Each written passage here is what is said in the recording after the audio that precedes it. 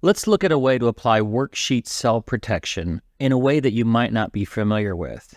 We'll see what is arguably an easier way to do standard cell protection, and then take that to the next level by applying selected cell protection using the user's login name.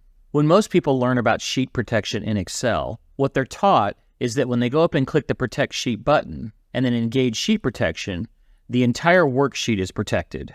So no matter where you click, no matter who you are, everything is locked.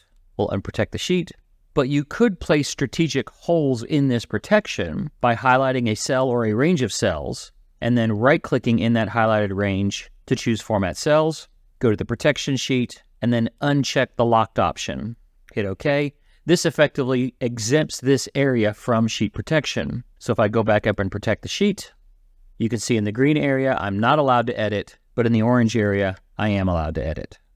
That's the extent that most people use sheet protection. Now, unless you knew to go in here and highlight these ranges, do a right-click Format Cells, and go into this protection area and create these holes, this is not exactly an intuitive process. So let's look at another way to do this that might not necessarily be faster, but might be more user-friendly. We'll highlight the cell or cells that we want to exempt from the protection, and then we'll go up to Review, Allow Edit Ranges. In the Allow Edit Ranges dialog box, we'll click New, and we can give this exemption a name. I'll call this one Orange. The exemption range is already filled in because I had pre-highlighted the cells, but you could change this. And we can give this exemption area a password. Now we could hit OK and then go up to the ribbon and hit Protect Sheet, but we have a Protect Sheet button right here in the dialog box, so we'll launch it from here. We'll give this a password. And now if I go to a section that's been locked, I'm denied edit. But if I go to a section that's been password protected and I attempt an edit, I'll be prompted with the password. Now, not only can I change the contents of this one cell, but I can change the contents of any cell within that range. I'm still denied access to any of the other cells. So you do have to supply the password, but it applies to the entire range. And if you close and reopen the file, going back to the area that had originally been released for edit is now reprotected. So the cell edit exemption only exists while the file is open. Once closed and reopened, protection is back into effect. If we need to edit the range of protection or change the password, we can go up to Review. We'll have to first unprotect the sheet, then go back to Allow Edit Ranges, and here we can select the range and click Modify. We can change the name, we can change the range reference, we can update the password.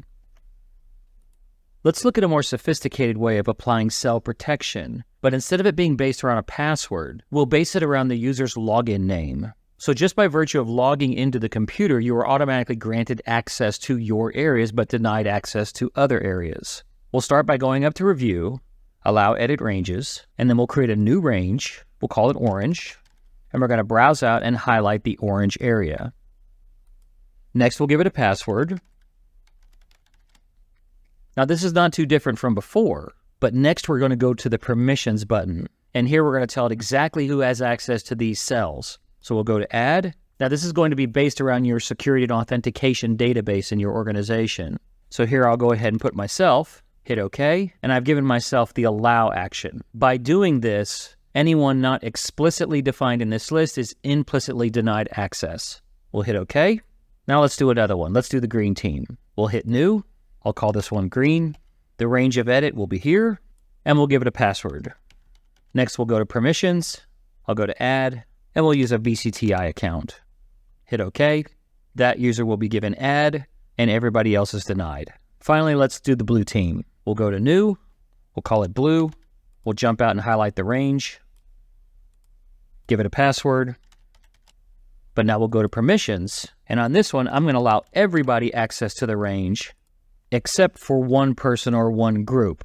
So I'll add another, hit OK, but this one I'm going to select that user and set them to deny. Now, even though in this case, this user is a member of the everyone group, a deny permission will always supersede an allow permission. In fact, when I hit OK, I'll be told this. So there's a conflict between the Unity admin and the everyone group, and the deny always wins in that conflict. Now it's time to test it out. We'll go to Protect Sheet, give that a password, So I can go to an orange cell and I can type. I did not have to type in the password because it's already discovered me as a user who's allowed to edit the cell. But if I go to the green cells and try to edit, I will be prompted for a password. Of course, if I don't know the password, then I'm denied access. Now, my user account is a member of the Everyone group, so if I go to the blue team, I am allowed to type here. But if I were that other user, I would be prompted for a password. Now, going back to the green team for a moment, I was denied access here, but if I do know the password, I can type it in, and I'll get access to that range. Remember, this access is only valid during the duration of which this file is open. Once I close and reopen the file, that range will be relocked. Anything outside of this range still remains locked even though I typed in the password.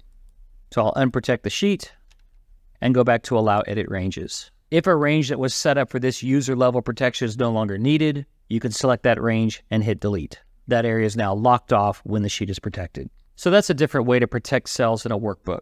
It might seem like overkill for a lot of users, but in a workplace environment, this gives you a much more granular level of control. So let me know what you think about this in the comments.